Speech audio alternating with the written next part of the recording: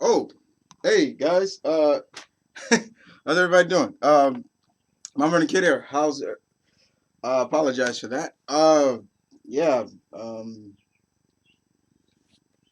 well, guys, I want to apologize for the late review, especially for books for last week. This review is for the books for last week. I apologize. Last week was really busy for me. Um, Not only that, it was graduations, work, graduations. Uh, then I didn't pick up my books till late. And you guys know me, I don't run through my books just to get a review up. Um, so I got my books last Friday for the month of May, the last books of May, and this is the last this review is for the books that came out for the last week of May, which was May 25th, I believe. Yeah. So I got a big stack, guys, to run through. I'm gonna run through this as quick as I can, but still give my assessment as always. I'm gonna give my best, review. But I hope you guys enjoy no matter what. So we're gonna kick it off with DC, and we're gonna go DC. We're gonna go indie, and we're gonna end with Marvel. So let's talk about this real quick. Let's talk about this bad boy right here. Um, DC Universe Rebirth. Johns, Van Shriver, Ivan Reyes, DeCisa, Frank, so many different artists in this 80-page book. I tweeted this to Jeff Johns himself, and I told him in one word, the best way to describe this book was phenomenal. This truly gave me hope again for DC.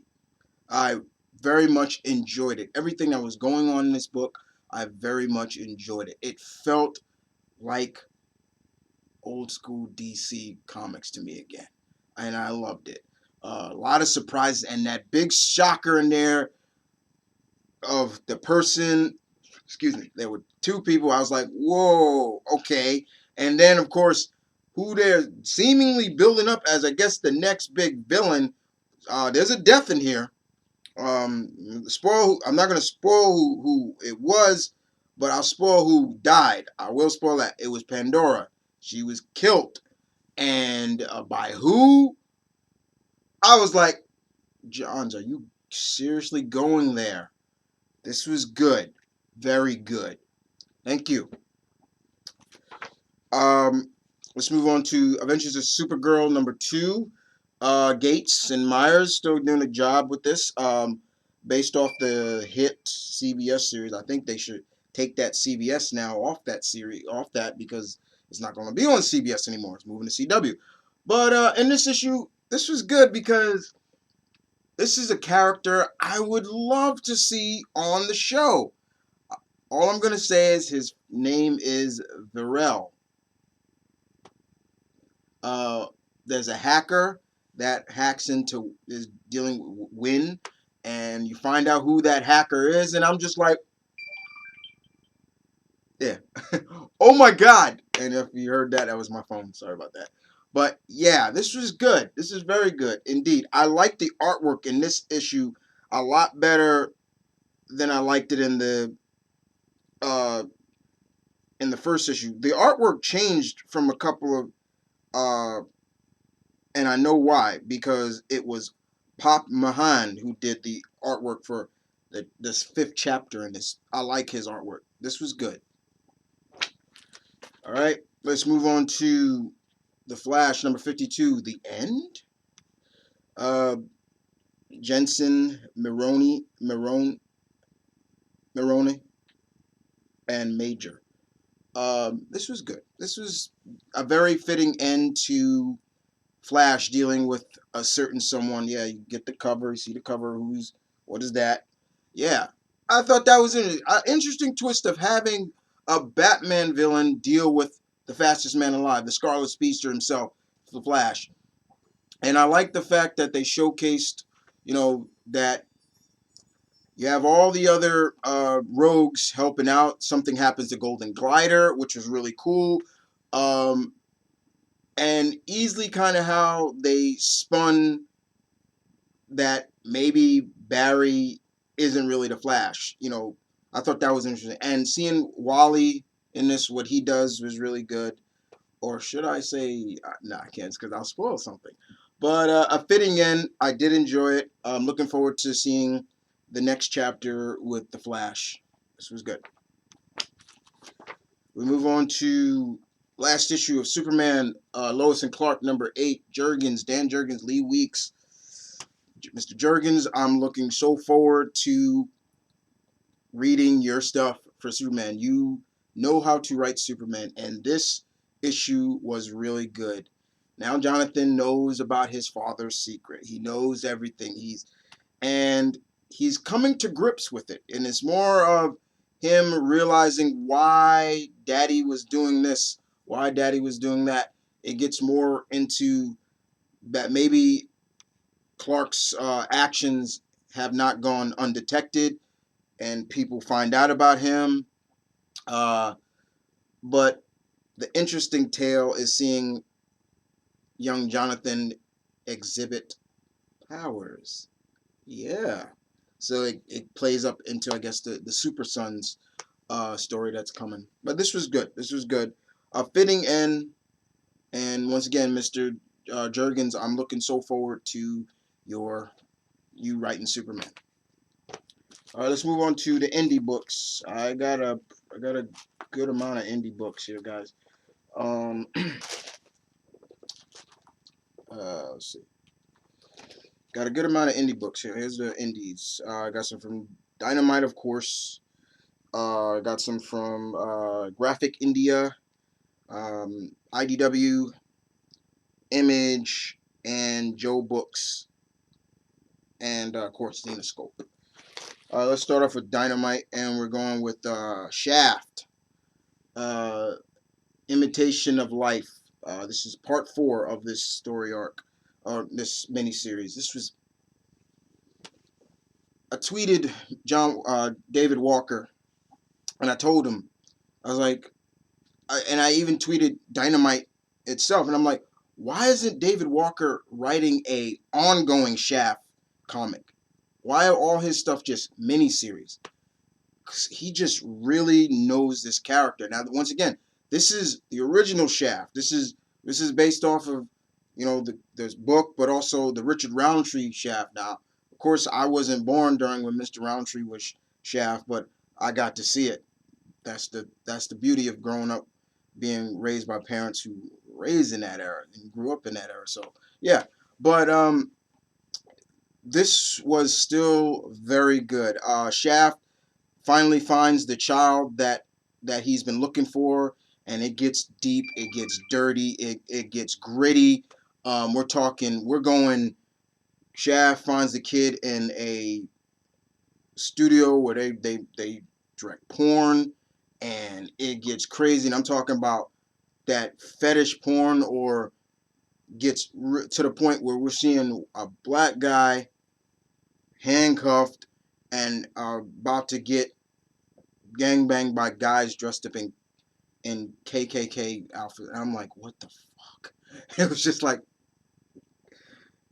I said, Walker goes there. And like I said, with his first series and this series too, this is not for the faint of heart. If you're not comfortable with the slurs and everything like that, then yeah, this is not for you, because they go there once again, using a lot of racial slurs that was, just not very uncomfortable. If you to say that to a person of color today, you probably get punched for it. So, but this was good, and I very much enjoyed it. This is issue number 4 of the Shaft Imitation of Life miniseries by David Walker. And Mr. Smith's artwork, really good too. All right. Yeah, let's move on to Graphic India and Stan Lee's Chakra, the Invincible, Rise of Infinis. Yeah. It was I read the original series, the first series, and this is like, I guess, the new chapter for Chakra, or as his real name is called, is Raju Rai. He is the hero of Mumbai. And I always like that. I like that you showcasing other heroes of other ethnicities, other worlds, things like that. And this is good. This is the new chapter. I'm gonna get a friend the first 10 issues and then get him this as well. One moment.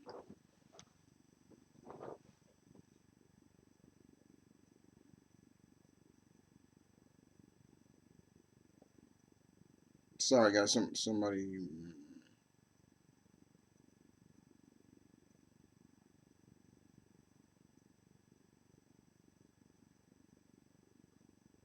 Okay. Okay. Sorry about that. It was a message. But anyway, in this issue, Chakra is basically Raju is he's really coming to grasp with him being the hero Invictus. Chakra, excuse me.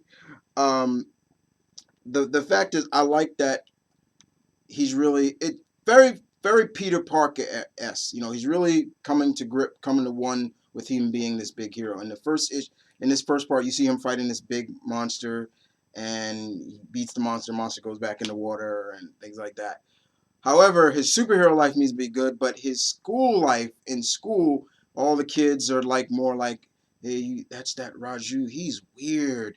Oh, he's weird. He doesn't come out and play. He lives with that kooky scientist and everything like that. And there's one girl in there that just says, you know, he's weird. He's just different. I like that. But everybody, you know, he just like he's like the outcast there, very Peter Parker esque.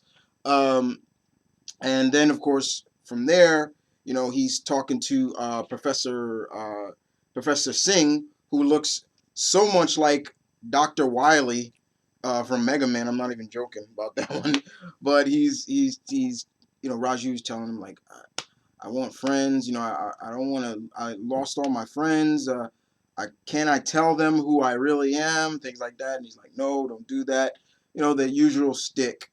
And then in the meantime, outer space, we see this guy right here, this little green boy who looks a little bit like Beast Boy, but he's not. He's being chased by these robots and things like that. We don't know if the way it's written. Who writes this again? I want to make sure I get his name right. Uh, Ashwan Pandey, I believe that. Yeah, Mr. Pandey. Um, he writes it to the. It makes you wonder. Okay, is he friend or foe? And I like that. This was good. Uh, but this is just part one of a new series. This is fun. All right. Moving on to IDW. Move on to Back to the Future #8. This is part two of Continuum uh, Condurum. I believe I'm saying it right. Doc has gone back in time, you know, to the future, and he's ran into Marty and Jennifer, and he's lost all his memory. He doesn't remember anything, and Marty and Jennifer are trying to help him remember. Uh, what I do like about it is now that remember in the movies, anytime somebody called Marty chicken, he's like, nobody calls me. It's written in here that that doesn't work on him anymore because Needles is in this, and he says, come on, McFly, you chicken," and he's like, it doesn't work on me anymore, Needles. I was like, yes, he's gotten over that. Like, I was happy to see that because let's face it, that stuff got Marty into a lot of trouble. But thanks to Clara, she sends a message to them in the future uh, to help Doc and things like that. So he kind of starts regaining his memory again. But this was fun. It's getting better now. But you know, because I think me and my bro Gabi, you know, we're just like, you know, this is cool, but you know, it just feels like you're not really telling. Like we thought more like this was going to be untold stories or things like that, and now it's starting to feel more like that, like untold stories, or not just a continuum of what happened, you know. But this was fun. All right, moving on to let me make sure I'm still okay. Idea Ghostbusters International #5. Uh, yeah, the team is in Paris, and they're in the Louvre. Everybody should know what the Louvre is. That's where a lot of famous paintings and artworks of all the kind are. That's where the Mona Lisa is, and that's where the team is, and they do some damage to this ghost, or I should say, this ghost does some damage, and the Louvre pays the price. I'm gonna tell you right now, a lot of priceless work is destroyed. Um, Michelangelo's David is destroyed, and I'm like, whoa, like, I'll spoil that one. I'll just spoil one, but now the plot starts thickening into why what's his name again? Mr. What the hell is his name?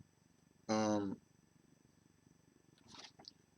uh Mr. Venter has kind of using the Ghostbusters, and that's where it got really interesting because I knew something was up with this guy, and I'm just like, something is up with this guy, you motherfucker. I'm like, yeah, but this was good. This is continues to be a good series. Last book for IDW, and we're moving on to Street Fighter Cross GI Joe. I haven't. I'm sorry that I didn't review the first 3 issues, but this just really feels like a tournament. Like, it's they're in a tournament, like a Street Fighter tournament, the World Warrior tournament, with some of the Street Fighters versus some of the GI Joe. Man, I still question the Ryu and Jinx fight. Jinx won. I don't know how. I'm sorry. Jinx is good, but she's no Ryu. I don't know, but that one, Mister Sickerson, I'm like, yeah, okay. Jinx losing to Ryu, whatever. But in this issue, we have it's Guile versus Bison, and yeah, it gets nitty, it gets gritty. The other fight before that was Jinx versus Russell. Damn it, what's his name? Russell Rufus. The big fat guy who's got a problem with Ken, who was introduced in Street Fighter 4. Yeah, he fights her, and Jinx just humiliates him, and that's pretty much it, basically. The next fight is Jinx versus Bison. Yeah, Bison beat Guile. I think Guile threw the fight, though. He kind of threw the fight. I was just like, Guile throwing the fight? Really? Okay. Moving on to Cry Havoc, #5. Mr. Fillard. This is getting sick and twisted, but I'm loving it though. You guys know who I am, a werewolf, so it's like, yeah, werewolves are my thing. I'm more of a werewolf guy than a vampire guy. I've always been that way, maybe because I love wolves more than that. So, but this is getting really intense indeed. I don't want to spoil too much for you guys, but it does seem like there may have been some dissension in the ranks of, I guess you can call it, the pack, but good stuff. All right, moving on to, I guess, Joe Books Limited or Disney Comics or whatever. And hey, yeah, Darkwing Duck, #2. Um,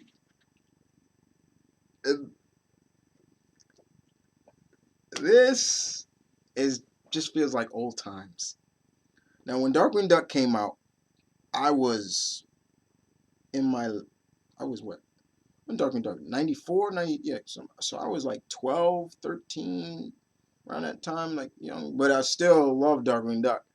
And seeing this is great. Megavolt, Negaduck still has, and this feels a little bit like Arkham Asylum, where all the villains all of Darkwing's villains are coming out and trying to attack him. I'm talking some I don't even remember, like some that just weren't shown on the show, but a lot of them that were on the show. You got Ammonia Pine in here. You got uh dang, what's his name? The Liquidator. The scene with the Liquidator was funny, and I'm trying to remember her the um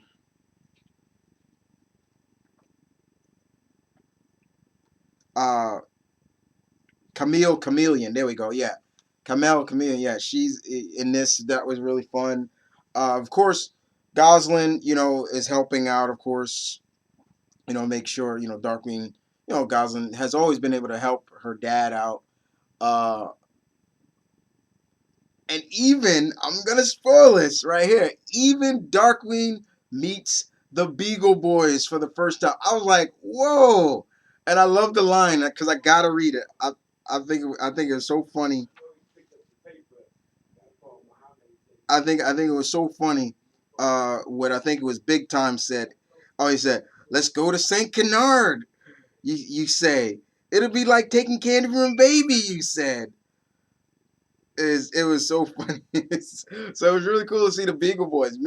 I've always thought the Beagle Boys should have been on Darkwing Duck too, because it'd have been really cool. And of course, Darkwing and his ego getting it. So at one point, I was so glad they wrote it in here. When he goes, yeah, yeah, yeah. I was like, he did it.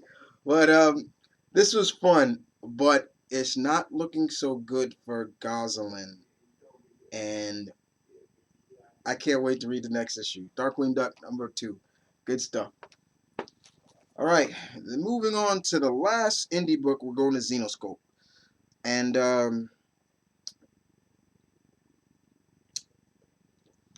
Robin Hood Annual. This was the final issue, I believe, for Mr. Pat Champ. I am a friend of his on Facebook. I literally am a friend of his on Facebook. And I wrote him and told him, thank you for the ride. Because I've been reading Robin Hood since the get-go, since he first started writing this. And I told him, I said, thank you for the ride. This was a very good way to end your run. I am looking forward to seeing where the new creative team takes it. But to me, this will always be your baby. And I mean that honestly to God, that this will always be Mr. Pat Chan's baby. And in this issue, it was really good. This really focused on a lot of, not only is Marion getting married, she's getting married to her lover, which is cool. Nothing against that, but also it's also focused on Robin. She's really feeling kind of like, okay, where do I go from this without Marion? Now Marion's moving on. She's got a whole new life ahead of her. So where do I fit into this? Where do I go? And a lot of the other people are trying to tell her, like, this is just a new chapter. Nothing is going to too much change besides Marion being married. And it's a great fight scene at the end. But this was really, really good. I felt really sad for Robin at certain things, because there were certain people from her past that she really cared about and loved that, came back into her life. But it was really hurtful to her. But this was good, very much good indeed. Hard-hearted. It's good way to end this. This was really good. Thank you, Mr. Shant, for this. This was really good. Um, and we're just gonna have to see where the creative team goes. I want to show the big spread of the big wedding spread. I thought was really good. Of you seeing there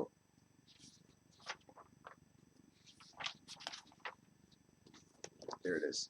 You see Marion getting married, kissing her lover, her wife. That's really good. I thought that was really great. But this was good. Very much indeed. All right, that's all the DC, all indie. We got all Marvel here, guys, and tons and tons of digital codes So I will probably start popping these bad boys on Twitter. For all my code mongers, and we're gonna start off with the big one. All right, here we go.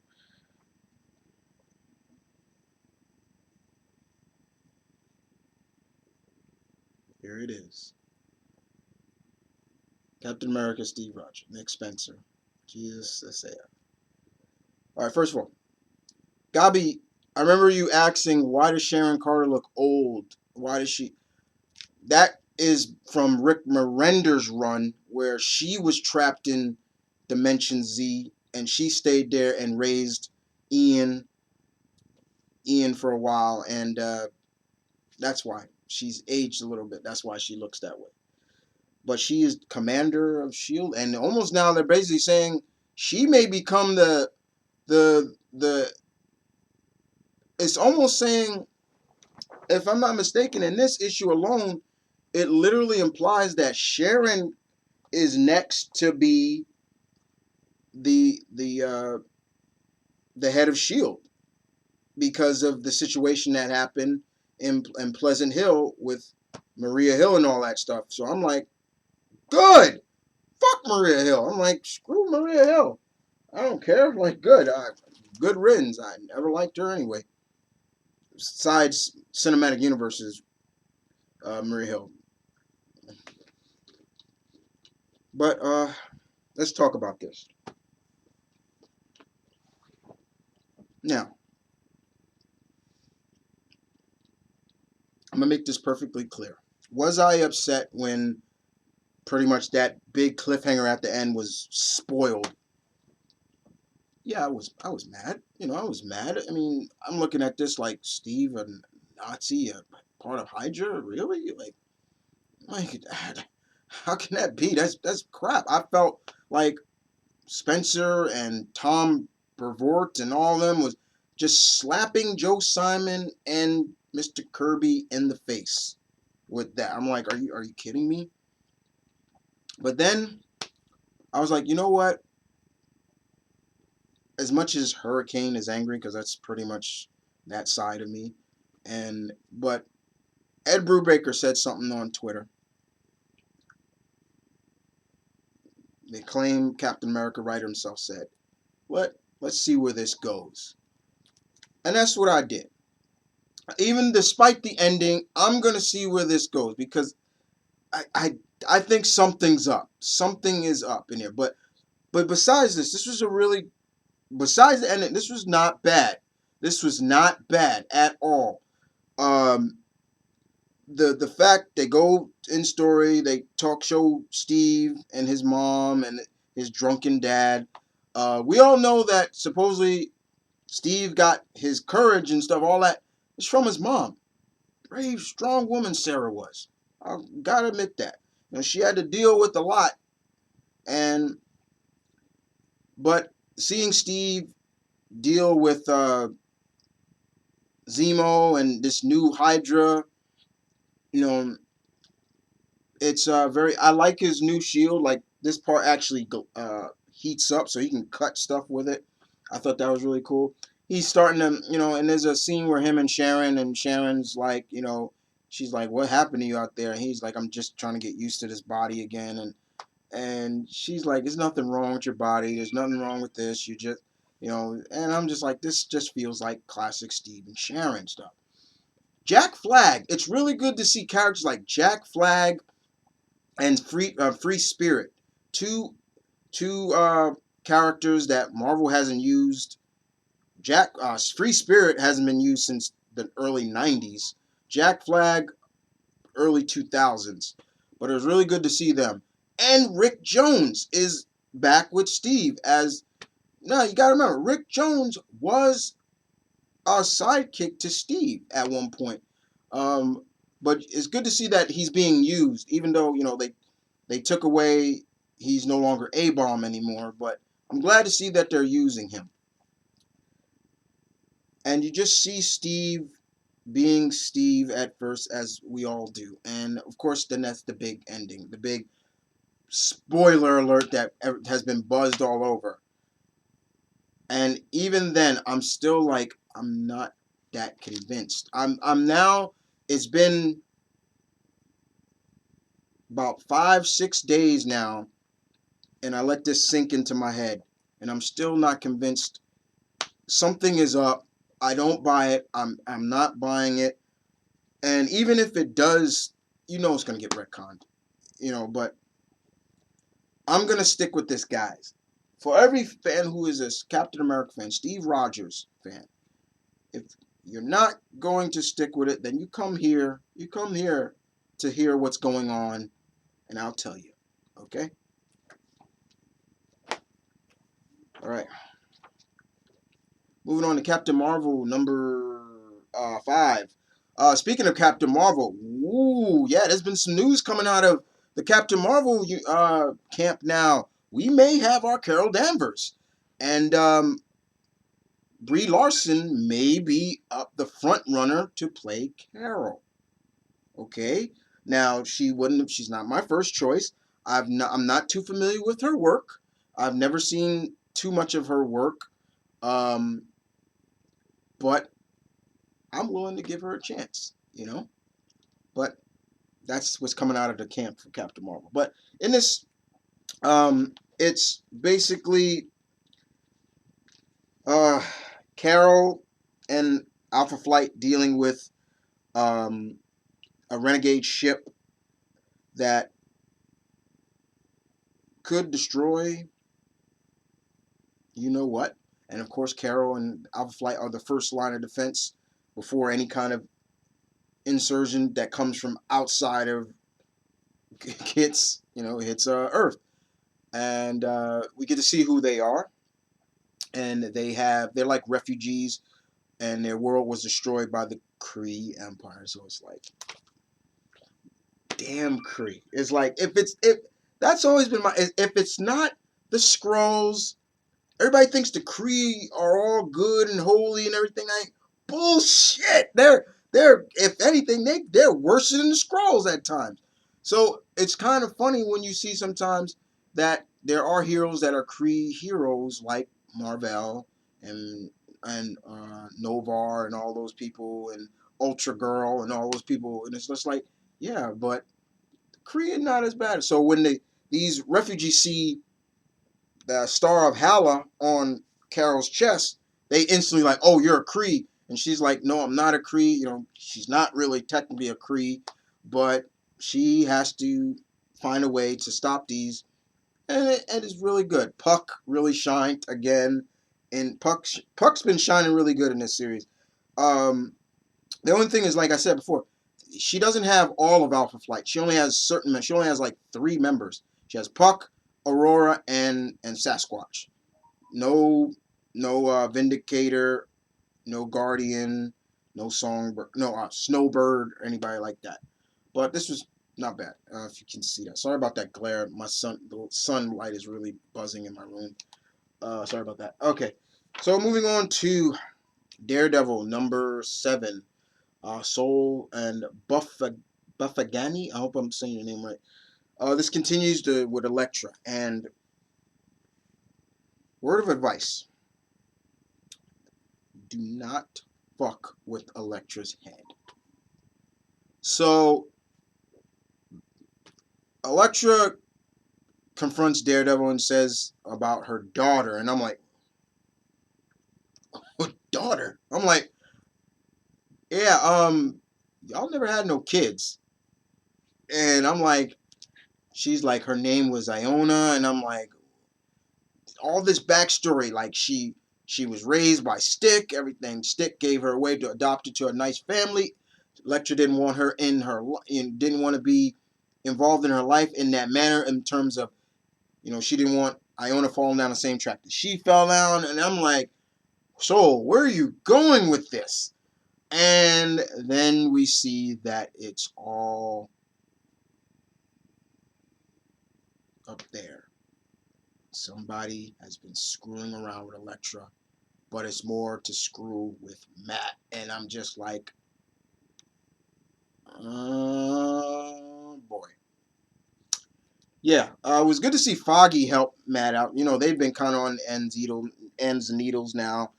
But one thing I gotta address real quick, and and it's Mr. Buffett Fagini, Mr. F. I understand that you're maybe new to drawing Daredevil, but Marvel, y'all got to stop drawing these characters looking like their live action counterparts. Stop that. You got to stop that. In this, once again, he looks too much like Charlie Cox. And you don't buy that? You don't believe that? Okay.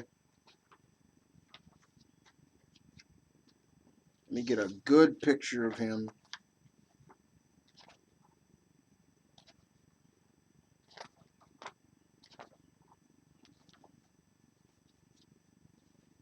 All right, here's all right. This is the best one I can get. Right here. Hey, see that one down there? What does he? Who does he look like? He looks like Charlie Cox. Even the costume now is starting to look too much like his live action counter costume, and I'm just like, y'all gotta stop doing that. I don't keep the comics and the separate. But other than that, this was good.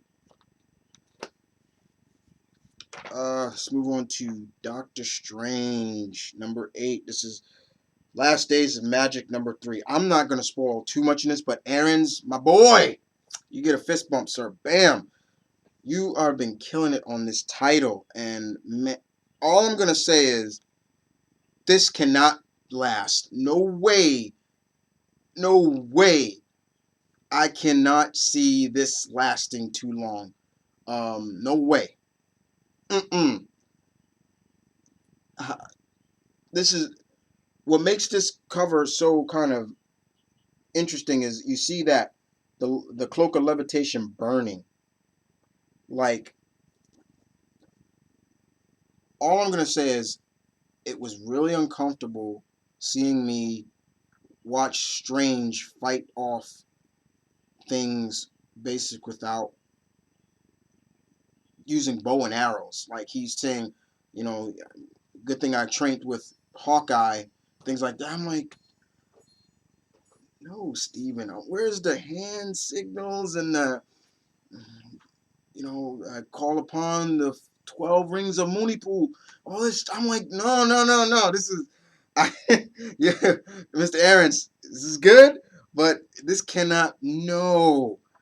And seeing the rest of the other individuals who are, magic based, like Scarlet Witch and all of them, and them talk about like, it's over, Tony, it's over, Steven. I'm like, no. Mm-mm.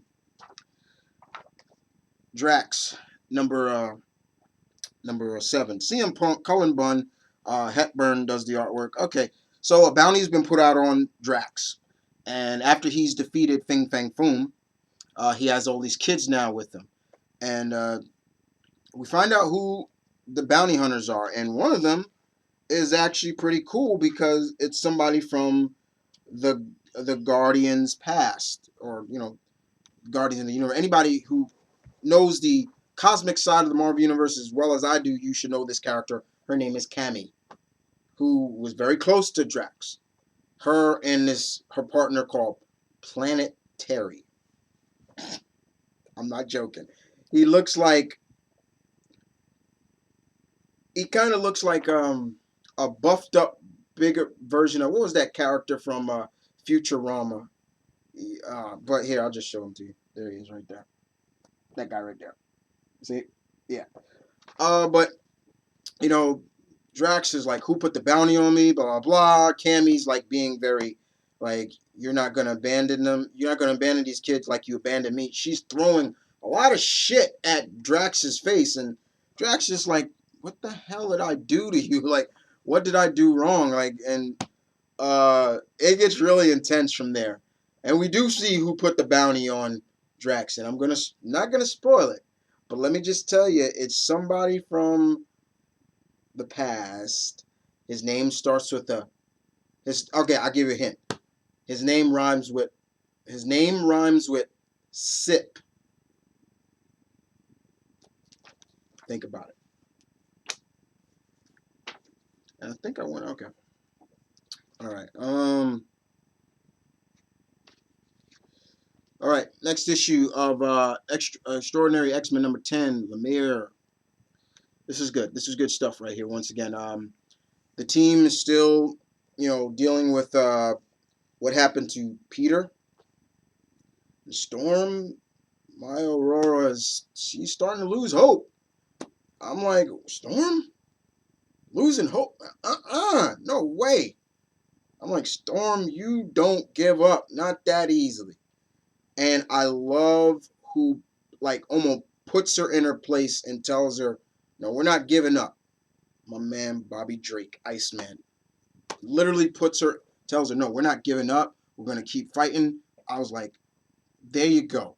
There you go. Bobby really steps up and tells Storm, like, we're not giving up. We get a little bit more of what's going on with what's her name? I'm forgetting her name. The what's the young mutant that is Ileana's taken under her wing. Um,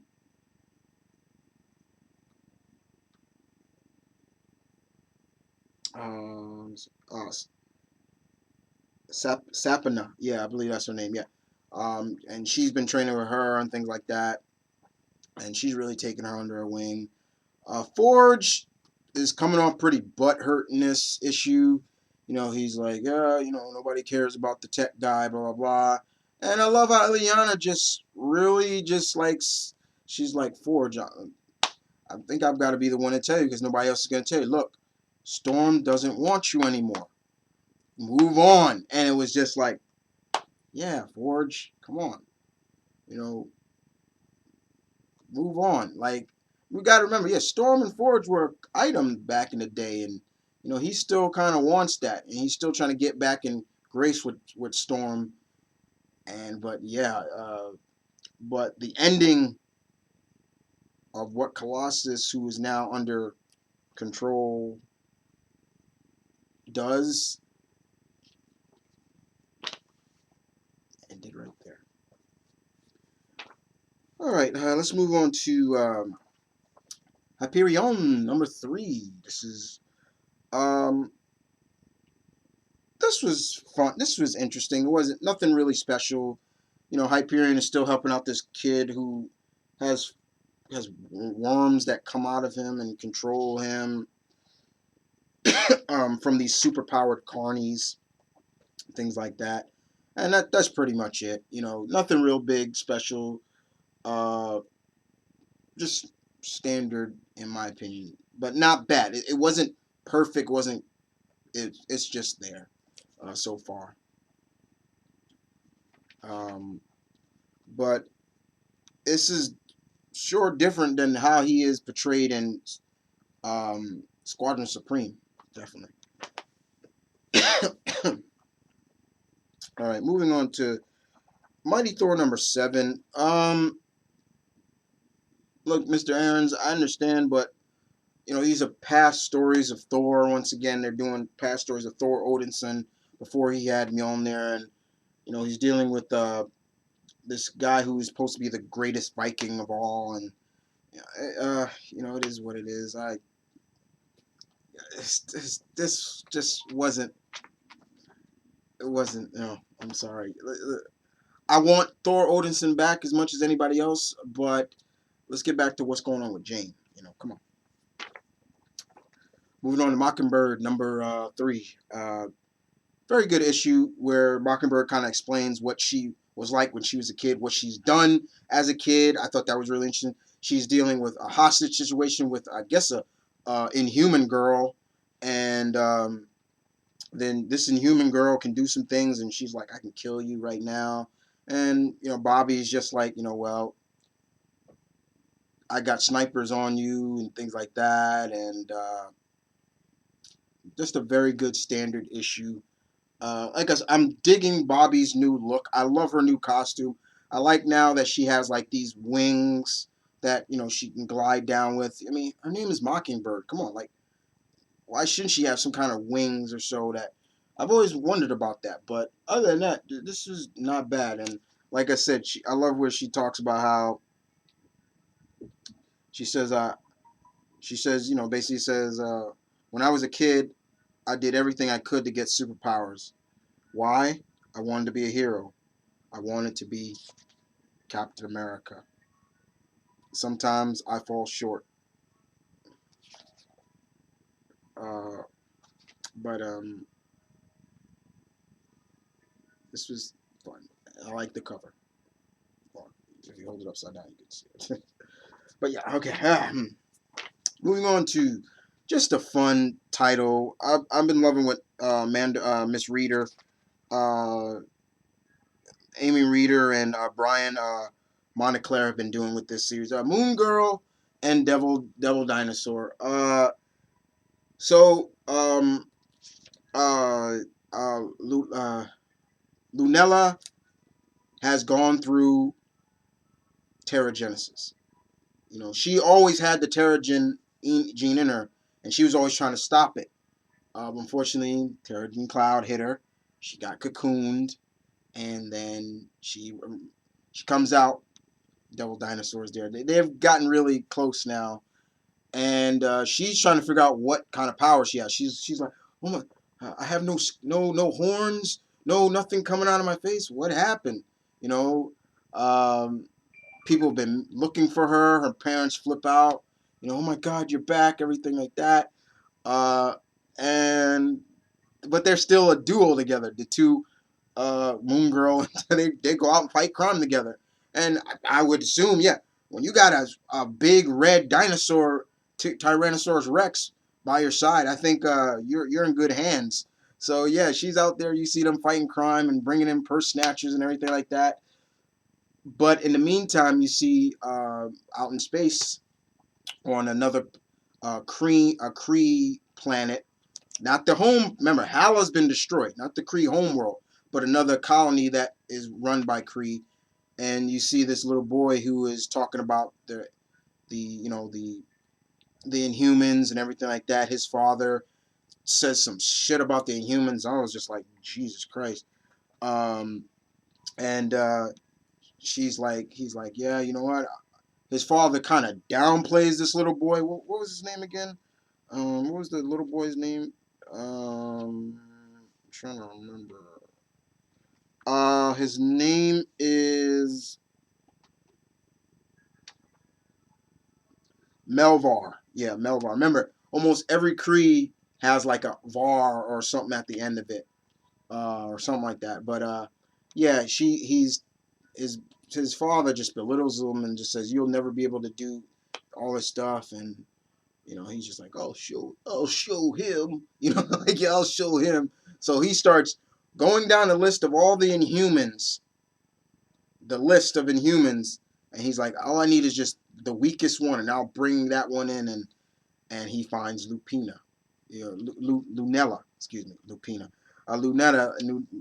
Lunella, and he's like, I'll go out, and so he flies to Earth and joins her class and things like that, and it gets really interesting from there. But yeah, this is just a fun issue. If you're reading Moon Girl and Devil Dinosaur, don't take it too serious. Just take it as what this title is, a fun read for anybody to read. This is just, that's all it is. All right.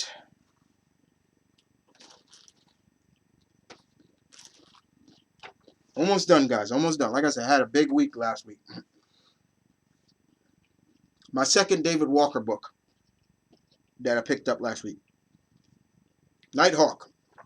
Number one. I got the hip hop cover. All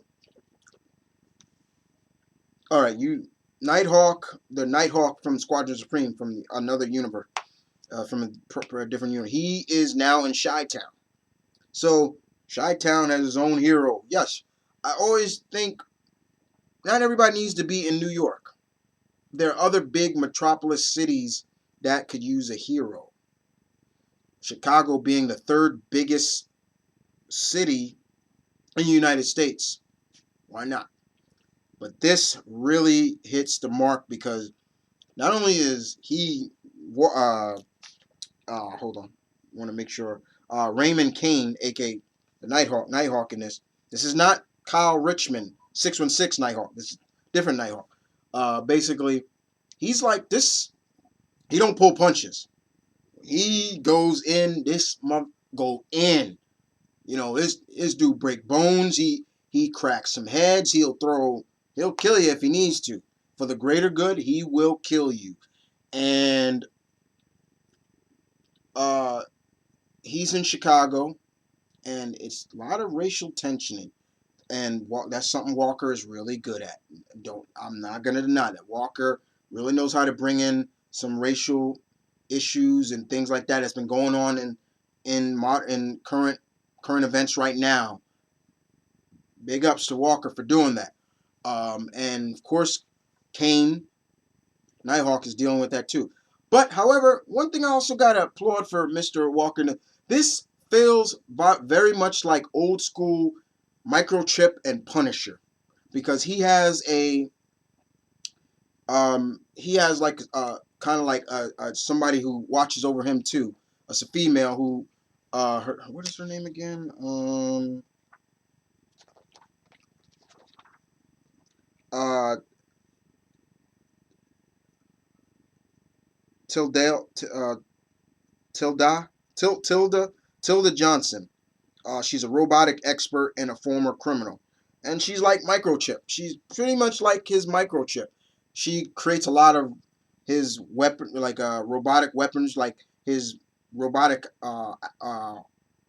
like owls, I guess, that can fly around and be like his eyes and things like that.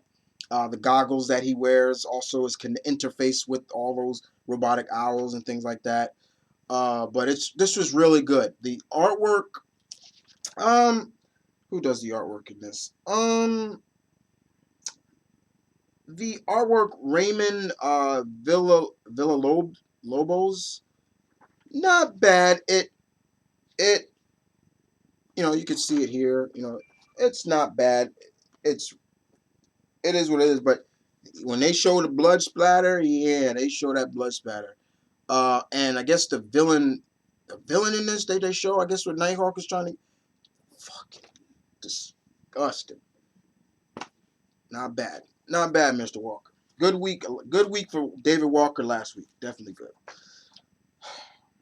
First of all, Mr. Edmondson, I gotta write to you, sir, because I will. But thank you for this. Thank you for putting a Native American character in his own book. I wish it lasted longer, but thank you. And we're talking about Red Wolf. Excuse me. I was about to say Night Wolf. That's Mortal Kombat. Sorry. Red Wolf. Number 6. Yeah, I've heard this was the final issue. But thank you, Mr. Edmondson. This ended the story pretty damn well for Red Wolf. Red does something in this that was amazing. Yeah, it felt very Beastmaster-esque. I was like, man, oh, that's badass. What I will spoil is that does Red able to go back to his own time? No, he doesn't. But he is now in New Mexico, in this small New Mexico town, and it seems like he's going to be the law. Not the sheriff, but he's going to be a deputy. But he does deal with the man that he's been looking for, but now the plot, and see, it ends kind of on a cliffhanger. I'm like, oh, this is not a fitting end because it kind of ends on a cliffhanger. I'm like, what the hell? Come on! But this is good. Thank you again for that, Mr. Edmondson. Thank you. Spider-Man Deadpool, number 5. Joe Kelly still continues to write this book really well. I don't want to spoil too much. Once again, Ed McGuinness' artwork perfect for this. Uh, Peter dealing with hell or a certain somebody that he's dealt with before, and Deadpool coming to grips that Peter's not a bad guy. But yeah, good stuff. Star Wars number 19, Aaron, and I think this is Leyland Francis Yu doing their artwork. Now I like Leyland's, I like Yu's artwork, good stuff. Uh, mm, Poor Princess Leia, man, I felt bad for her in this. When they find out who's responsible, um, felt really bad for her, really did.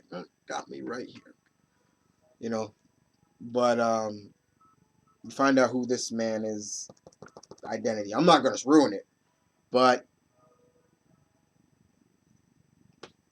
Aaron's another brofish for you, bro. Been killing it on this title, my boy. Yes indeed. I don't want to. I'm not spoiling this. No way. Nope. Star Wars, Obi-Wan, Anakin, Charles Soule. This is the last issue of this miniseries. Um, this was not bad. It Like I said, this is basically a lost adventure of Anakin and Obi-Wan, and the way they deal with the opposition of the where they were was pretty interesting. But I did like the ending of what Obi Wan and Yoda was saying, and basically he's talking about Obi-Wan is telling uh, you know telling Yoda like Anakin may want to leave. He may want to leave the Jedi. Things like that. I may have failed. Things like that. And in my best Yoda voice, I will read everything that Yoda says. You ready? To leave the order does Anakin wish. As for you, Obi-Wan, as you are, your fault is not a child's. Anakin remains. His path before comes us difficult. His questions natural. A call for Jedi aid received we have. With young Skywalker, you will go investigate. You shall. If after you return, Anakin still wishes leave us, then release he shall be. Jailers, the Jedi are not. Sorry. But yeah, I like that what Yoda said, because I think that's something that the Jedi are not jailers. If they want to leave, they're not like you in the Jedi, you stay with the Jedi. And I think that's kind of how some people kind of play it off, is like, that's what you once you a Jedi, you're in it for life. No, but this was not bad. All right. Totally Awesome Hulk number 6, Pak Cho. Yeah, Thor's, and this doesn't really happen, but yeah. Uh, so Thor and and Hulk, Amadeus they're dealing with Amora the Enchantress. That's all I'm gonna give you. But it was good. It was fun. I did like the end where uh, Amadeus and his sister are at their parents' grave. I thought that was really good. That stuff always gets me. Um, and you know, uh, Jane giving Thor a little credit, like, okay, you're good, you're all right. But the next issue, the return of Bruce Banner.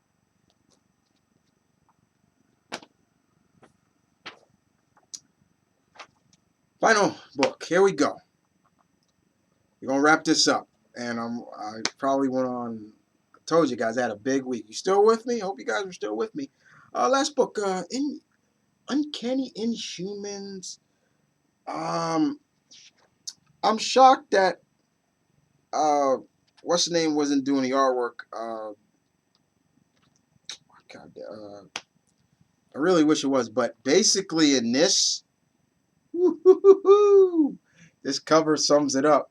Crystal finds out about Johnny and Medusa, and she is pissed. She is pissed. She is pissed when she finds out. She she literally, this is how she looks at Johnny. She literally says, "You know what?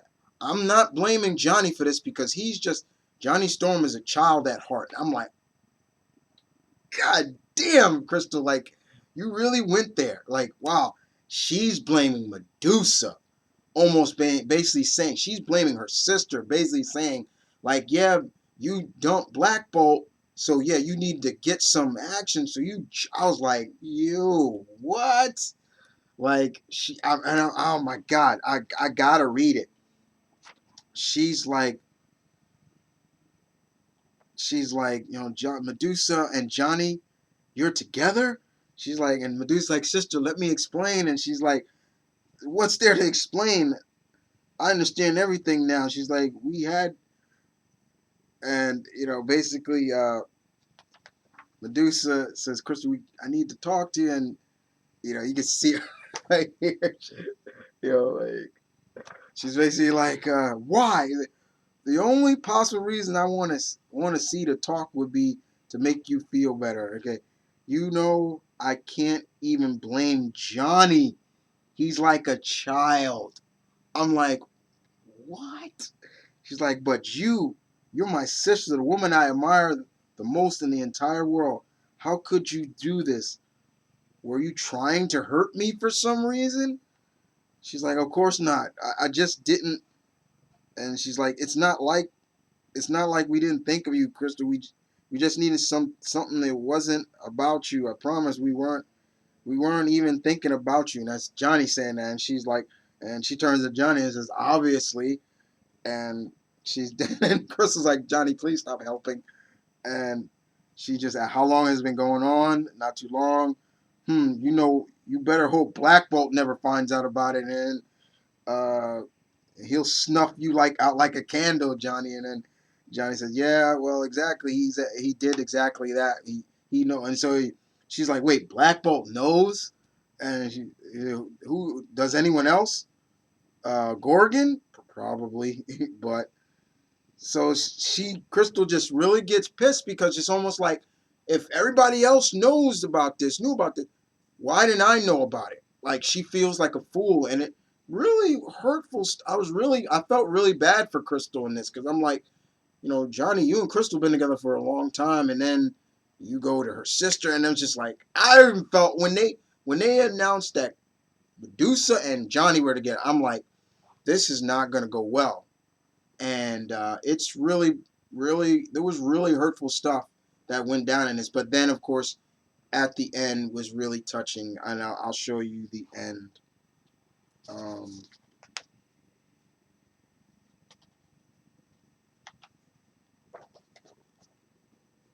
that's the end where she hugs both Johnny and Crystal, basically implying I love you both no matter what. And I'm like, all right, Crystal's a grown woman. She can, you know, you don't drop blood like that. You know what I'm saying? And I thought that was really well done. Um, but I really wish there was. I'm trying to remember the damn artist before. I can't remember his name right now. And he's one of my favorite artists. I can't remember his name. I'm brain farting right now. But anyway, besides that, it was good. Done. Uh, like I said, guys, had a lot of books last week. I apologize for it, and I've been going on for an hour. And if you stayed around through the whole video, thank you very much. Trust me, guys, to all my code mongers, if there is a code in from any of those books that I read, last week. You want the code, I will gladly give it to you. Feel free to ask for the codes, but leave your, as always, hope to hear what you guys thought about this last week's books for the last month of May. Tell me what you thought. As always, guys, subscribe, do whatever you want. I don't care. Just don't troll me. Yeah, just don't troll me. Um, and don't go too creepy with me, okay? I have some fans that have been saying some weird stuff to me lately, and I'm not feeling uncomfortable about it. But it's just like, okay, and no, I'm not on comment section, personal messaging me, and I'm like, okay, that's a little creepy, okay, don't, that's a little creepy. But other than that, thank you guys for watching. Yeah, if you saw, guys, yeah, I'm starting to read this week's books. So far, I will tell you right now, Batman Rebirth. Yeah, good stuff. Not bad. Not bad at all. Almost finished with that. And stay tuned, guys, for the next review, which is those books I just showed you for the first week of June. I'll probably have those up Sunday, the latest. Other than that, guys, this is Mom and Kids saying peace, one love, stay tuned. Keep it real, guys, as always. I'm not worthy. I'm not worthy. Goodbye. Goodbye. Goodbye.